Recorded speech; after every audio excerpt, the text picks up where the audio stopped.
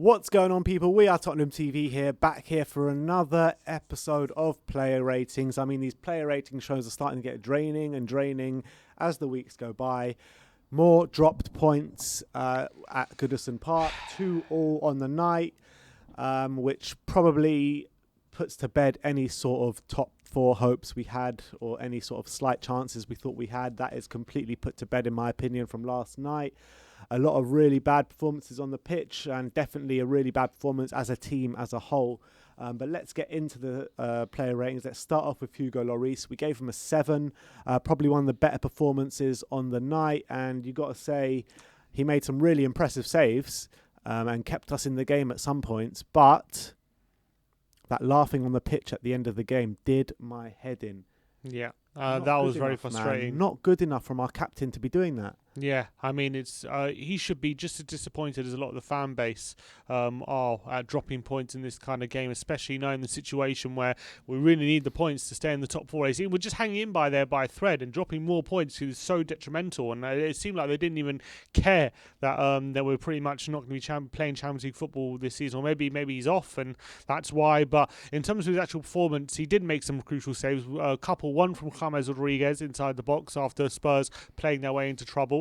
That was one moment, and then also Richarlison right at the beginning, wasn't there? There was one from Richarlison right at the beginning, and one from Josh King right at the end, which led to Richarlison chance. Other than that, he didn't have too much work to do, but some good saves there. But really disappointed from our captain to just seemingly not care about the situation our club are in at the moment. Yeah, and like on top of that, the stuff that back end of last season, having a go at Sonny, coming out after the Zagreb game, his comments in Sky during the week, and to see that, it just shows the two-faced. He's two-faced, man. Let's move on to Serge Aurier. We gave him a 4. Wing back role in a back 5, hardly got up the pitch, to be fair. I hardly saw him up the pitch, and his defensive work, he was just getting pinned back by Luca Dean, and he was having a field day, to be honest. Yeah, so Luca Dean had the better of him all day long. He wasn't able to affect the game at all, really, in the final third, which is the only way really that formation was going to work, is if you really press those those wing backs really hard on the pitch and become like an auxiliary winger, and he wasn't able to do that. Luca Dean was continually getting the better of him, and he had a really rough day. I think defensively, it wasn't awful from him. I think he was okay in general, but I think just on the ball was a serious lack of quality, and I think it seemed that Everton kind of planned for having Aurier there and knew how to deal with him. Yeah, and another one who was laughing and joking on the pitch at full time with Hugo Lloris, with Moussa Sissoko. But look, you kind of half expect these things from players like Serge Aurier, don't you? But you don't expect it from your captain. That's the one I'm really, really hurt by. Mm-hmm. But look, even if you expect it from Serge Aurier, still nowhere near good enough. And they need to take a long, hard look at themselves, because it's an absolute disgrace, literally. It feels like to the fan base, they're literally just taking the piss out of them. Yeah, that's what it feels like. And also, he kind of loses his man for the second goal as well, I feel. Aurier, I think if he gets tighter there, or if he communicates with Toby, he could have dealt with that. But unfortunately, neither of them did. Which moves us on to Toby Alderweireld. We gave him a 6. Recalled into the side for quite a while. I can't remember the last time he played, about a month ago, right? A while ago, yeah. Arsenal, I think. Arsenal, well, there you go. He gets recalled for the side for the first time in a while.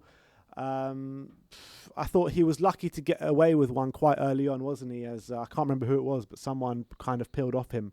Richarlison. It was Richarlison, which that led to the save for Hugo Lloris, didn't it? And then he headed against the post in the second half. But I thought defensively he was okay, but there were some iffy moments in there. I thought his in the first half, his Toby pings was actually pretty good. A few times he was finding Reguilon, and a few times he was finding Son as well in behind. And I thought it was going to be a way we could hurt Everton. They were good, but our football obviously in general was not very good. I thought a few times he did look a bit off the pace in that back three. He was a lot. Apologies. He allowed players to peel off him, and there were chances. And I think for the second goal, him and Aurier had Sigurdsson there under control, and both of them let him run off him for that goal. And yes, it was a great finish, but better communication between them two, and that could have prevented the goal. Other than that, I thought he was decent. I don't think he was bad.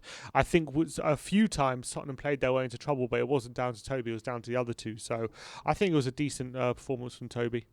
Which moves us on to Joe Rodon. We gave him a 6. Looks so Joe Rodon, one of the mainstays at the back now, which, every single few months we have a new flavour of the month at the back, don't we? Mm-hmm. And at the moment it's Joe Rodon. He played in the middle of a back three. And I thought that he did fairly well considering the poor performance on the pitch. And I think that if Calvert-Lewin was playing, he probably would have had a much rougher time of it. But I think that he pretty much dealt with the majority that came his way. Yeah, I thought he defended quite well. He headed everything that came towards him, and he was good at clearances and getting the head there ahead of Richarlison and things like that. Despite that one chance Richarlison had at the beginning and the end, he was actually kept quiet for the majority of the game. And I think Joe Rodon is a big part of that. And I think, again, another decent display. The only bad thing was I felt our build-up from the back, we struggled a bit, and he was one of the players who struggled. But I think defensively point of view, also a good display from him. Eric Dier, we gave him a 6. Eric Dier came back in the team yesterday, second performance in a row. Look, Eric Dier, I don't think it was disaster class or anything like that from Eric Dier. I thought he played pretty well for the most part of the game, but in the latter stages of the game, he did fail to close down Seamus Coleman, who found Sigurdsson for the goal. Yeah, got spun for that one, yeah. Yeah, got completely spun. But I think all in all, his play was actually pretty good. He was coming into the midfield, providing an extra option there, and there was even times where he was overlapping at some points, getting really high up the pitch. Yeah, great little dink. Really good little dink into the box where I think it was Luca Dean that headed it away at the back post. Defensively, I think for the most part he was okay. Nothing too much to downmark of him, but it was his fault for the goal, though. Yeah, I thought in the second half as well, I must say, I think in the beginning part of the second half, before we conceded, he did a really good job, stepping into midfield and closing down and being aggressive, and I think that was working for us, and I think that was decent. I did think his passing was all right, but I also think there were a couple of times in the first half where we conceded chances from playing out the back, and he was awful at that, just sloppy and really putting us under pressure. And it happened a couple of times where Everton were pressing us high and we were just giving the ball away, and that was very frustrating. But I think by and large it wasn't a terrible performance from Eric Dier, so I'm not going to bash him too much on this one. Moves us on to Sergio Reguilon. We gave him a 3. Look, Reguilon he's having a really hard time of it at the moment. I think the last good number of performances have been poor from him. And I think his defensive display, he actually made the most tackles out of everyone on the pitch for us yesterday, 4 tackles. I think his defensive play was actually a tiny bit better than it has been the last couple of weeks, but still not good enough. Going forward, his passing was just so off it, man. I mean, how many times does this guy make a misplaced pass? It's a joke. He's the one that gave away the penalty that led to their first goal. I mean, look, whether you think it's a penalty or not, I think it's a bit rash for Reguilon to go in like that. But it was a soft penalty at the end of the day. The second goal... Doesn't help himself in the penalty, though, Reguilon, does he? No, he doesn't. The second goal, I mean, he should be getting to Seamus Coleman before Seamus Coleman gets to that goal, so he has a hand in both goals. But nowhere near good enough from Reguilon. Nowhere near the performances that we've seen first half of the season. Yeah, and it's starting to, worry a bit, the former Reguilon. He looked very, very annoyed and angry at himself going off the pitch as well, throwing down his coat in anger, and you could see that it's starting to affect him as well, which is a problem. But yeah, look, Reguilon had another really poor display, and he just looks out of sorts. I thought he did struggle a bit with James Rodriguez because James Rodriguez kept cutting inside and he didn't know whether to go with him or leave him with one of the centre-backs. He struggled with that, and that probably played into the penalty as well because he kind of goes into Rodriguez, and maybe he could have allowed one of the centre-backs to deal with that. In terms of Iwobi, on the right-hand side, I do think he shackled him fairly well. Iwobi barely had anything in the game. That's why I thought it was a bit of a better defensive display than it has been the last couple of weeks. But going forward, especially in this formation, and especially how the players we have have on the pitch, we were heavily relied on someone like Reguilon getting into the final third and being that player on giving us an outlet on the left-hand side, and he just didn't do that. How many times did we see Reguilon on the left-hand side whipping in a cross? Maybe one or two. Like, it really wasn't enough. We needed him constantly doing it, and unfortunately, he wasn't able to provide any sort of impact there, so that was a shame. Which moves on to Pierre-Emile Hojbjerg. We gave him a 5. He got that booking really early in the game, literally the first few minutes of the game, which stifled him for the rest of the game. It really did, because he could barely put in a challenge for the rest of the game, and that shows in the stats where he usually makes a lot more tackles and interceptions and all that kind of stuff, and he only made 2 tackles, 1 interception the whole game. I'm not sure about the duels, but look, Hojbjerg was stifled, so you can't get booked that early in the role that he's in. You just can't, and it wore out in the game. And it wasn't like nowhere near his best performance. I'm starting to get a bit frustrated with Hojbjerg in terms of his on-the-ball quality, because both him and Reguilon, I'm starting to get quite frustrated with. Tell you why, because there are so many opportunities where, like Hojbjerg does this thing in the centre of the park where he kind of digs in, but he kind of jumps with both feet to win the ball back. I don't know if you noticed that. He does this thing where he puts his feet together and he jumps to kind of nick the ball away from other central midfielders, and that's why he gets so many recoveries, because it's quite an effective way of winning the ball back. But also, what it is also very bad at is getting the ball under control by doing it. And then he does that. And how many times does a simple ball come into Hojbjerg and he miscontrols it or overhits a first touch in a promising positions as well, where in the centre of the park we can go on a charge and start getting forward a bit, and an overhit touch from Hojbjerg ruins the whole attack. And that is really, really starting to get on my nerves, because at the beginning of the season he was much more controlled. He was sitting deeper. He seems to have his position under control. His passing was very consistent, but he seems to have lost all that. And I think, considering he was on a yellow card, I actually think he competed quite well in the centre. I do think it shackled him a bit, but I didn't think it affected him too much from a defensive point of view, although a couple of times from Sigurdsson was able to spin away from him, which was bad. But I did think in general he was okay. But his on-the-ball ability I'm starting to really question it after what was quite a good first half of the season in that respect. And maybe we're starting to see his true colours a bit in that respect. Because at Southampton, he was kind of like a bull in a china shop in that centre mid, kind of all over the place, all action. Just a headless chicken. Exactly. And I thought we had calmed him down a bit in the first half of the season. I thought we did. He was kind of sitting deep and just doing well, but he's kind of getting back to that headless chicken kind of element to his game at the moment, and that's what I'm worried about. Moves on to Moussa Sissoko. We gave him a 4, first start in a very long time for Moussa. And we pretty much saw why it was his first start in a long time. I have no idea. We'll get onto Jose Mourinho in a bit, but I have no idea why we needed him and Hojbjerg in the middle with a back 3. It just didn't make sense to me. But in terms of Moussa Sissoko, I don't think he's in there for bringing energy to the side, and he didn't do that. One of the players that were laughing on the pitch at the end of the game as well, which pissed me off, which I'll keep mentioning, but I felt he got dominated by Alan as well.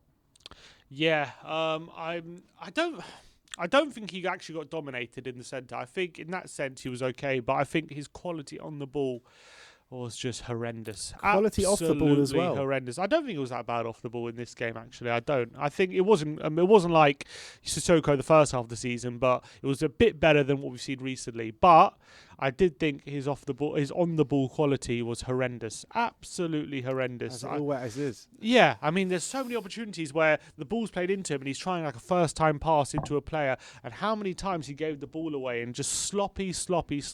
Wasn't able to make sure his pass gets it to a Aurier or a Hojbjerg or one of our attacking players.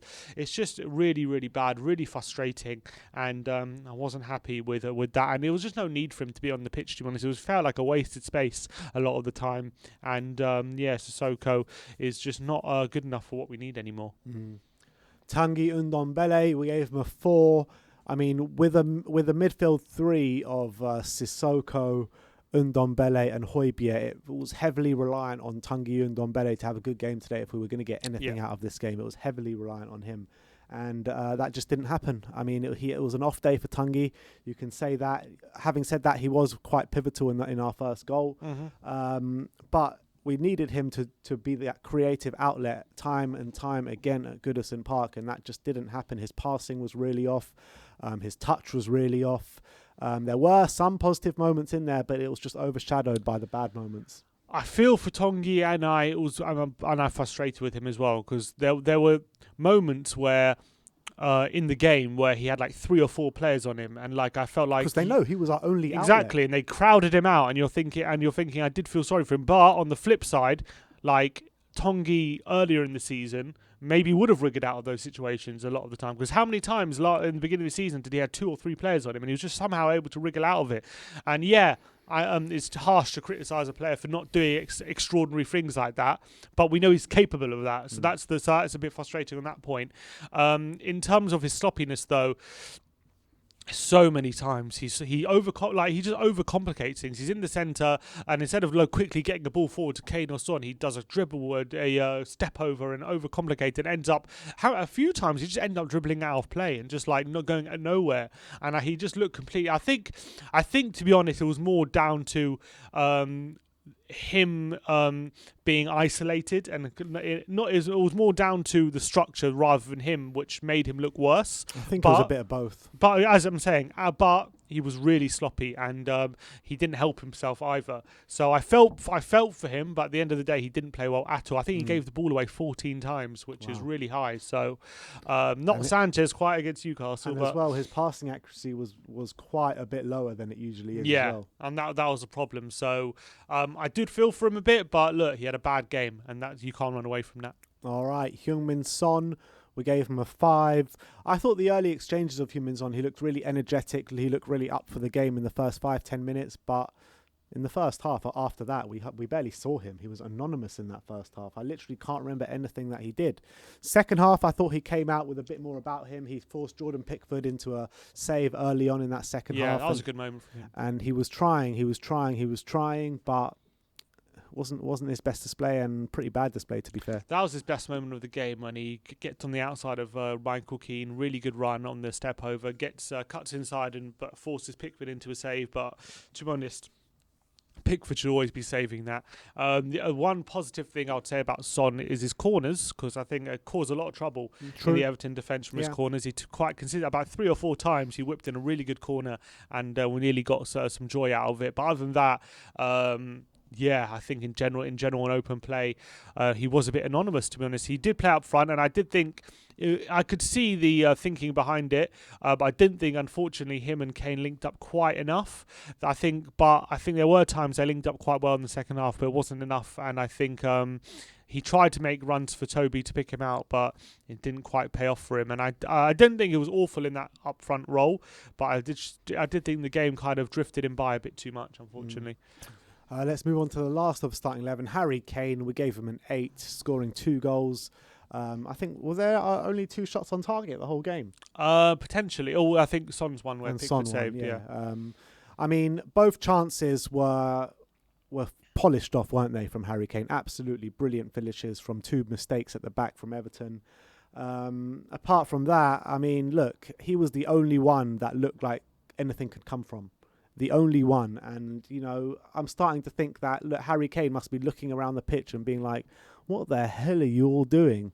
I mean, he is 2, 3, 5, 6, 7, 8, 9, 10, however many you want. He's that many levels above everyone else on that pitch yesterday. Yeah, and more or less every week. I think there was one moment, I can't remember if it was first half or second half, but he had a shot from the halfway line. Yeah. And I'm like, I don't blame him. I'm like, what else is he going to do at this point?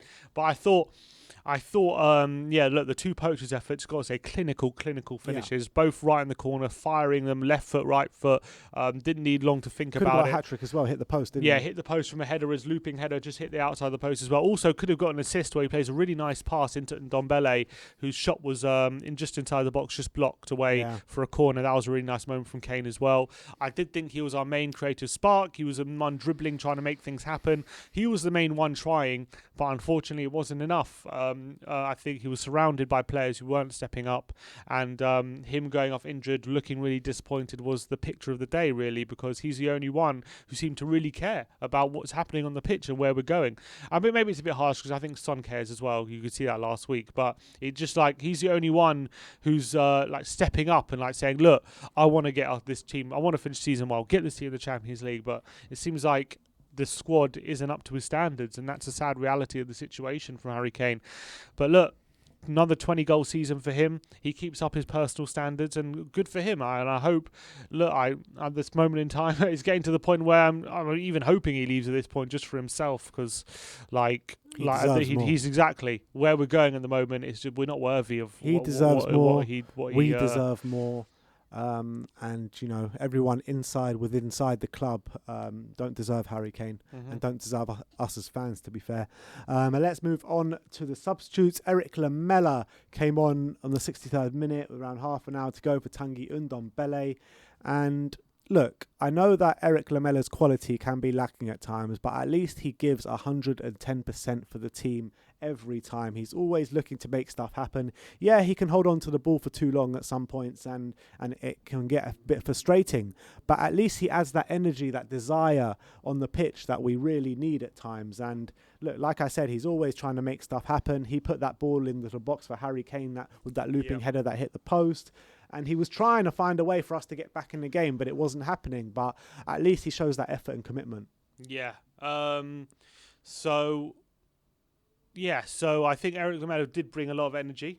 I think he did really well in that sense. Obviously, you get the flaws that Eric Lamela brings with him coming up, him being so one-footed and all that. You can only ask for effort and desire, you know what I mean? Yeah, but I did think the game did change when he came on in a positive way, and it definitely... Like it usually does. Yeah, exactly. So I think you got to credit him. I think he caused a bit of havoc in the box, and yeah, he definitely frustrated where a few moments he could have released the ball earlier and got a shot on target as well, just outside the box where it went over the bar. That was a really big moment for him.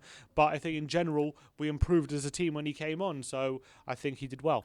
I think it just shows where we're at as a team, where maybe 3-4 months ago when Eric Lamela would come on and be frustrating but give 100% to the team, we would be like, oh, he's so frustrating, lack of quality.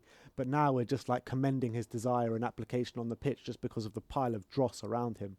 Yeah. It just shows where we are at the moment. But the last of the player ratings is that Lucas Moura came on the same minute as Eric Lamela for Reguilon, slotted in at left wing back role, and I thought it actually kind of suited him at times. Yeah. I thought that his pace was really welcome over there. I thought that defensively he was doing well. Attacking wise, yeah, he was doing okay. But I think actually his best part of it came defensively.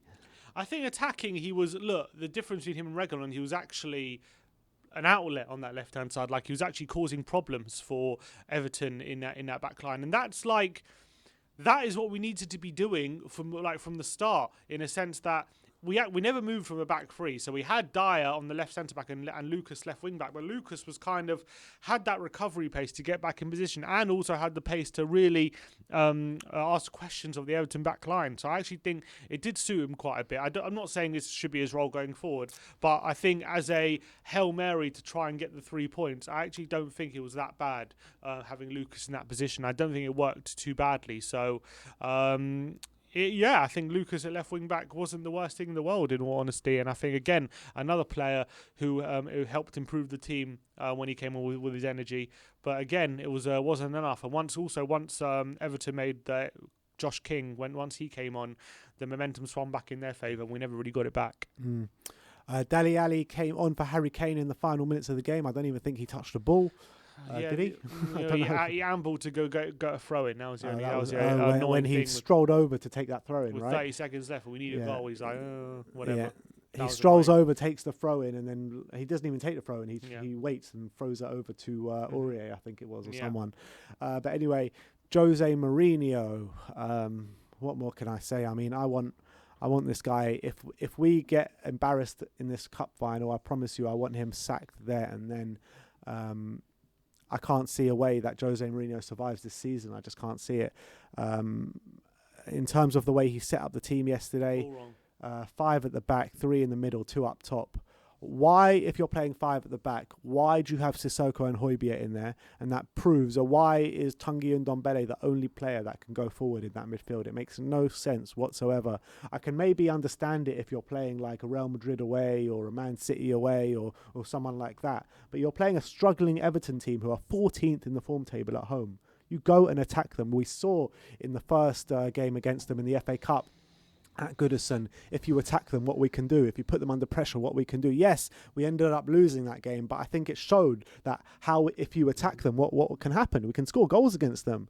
And you saw as well, when we went forward, we forced them into mistakes, 2 mistakes, and we got 2 goals. So why didn't we show more adventure and keep going forward? Why wasn't there a more of attacking outlet on the pitch? I mean, I don't understand it. It doesn't make sense to me. And in-game management, I think, is all wrong. I think that his man management is backdated and dinosaur tactics, in my opinion. So I just want him gone, to be honest. I just can't see a future with him.